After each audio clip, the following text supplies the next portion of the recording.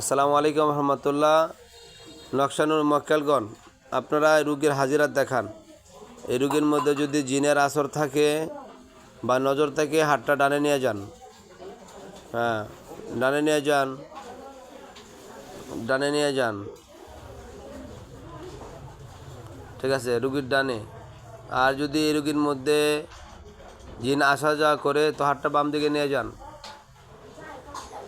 জীবনে একবারও বডিতে ঢুকছে, জীবনে একবারও যদি বডিতে ঢুকে থাকে, হাতটা আপনারা ডানে নিয়ে যান।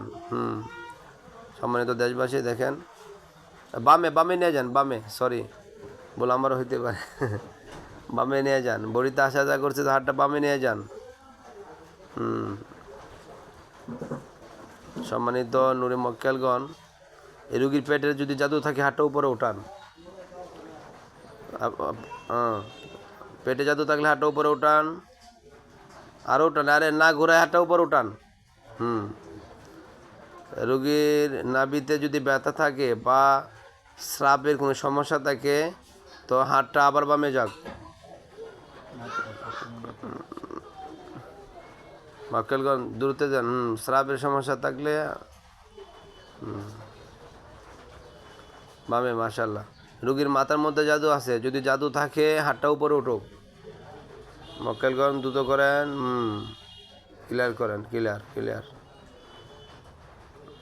সমাজের মক্কেলগণ, এই জিনগুলোকে একটু ধরে নিয়ে আসেন তো বডিতে, আমি একটু সলভ জব করব। আপনারা একটু এই জিনগুলোকে বডিতে নিয়ে আসেন ধরে।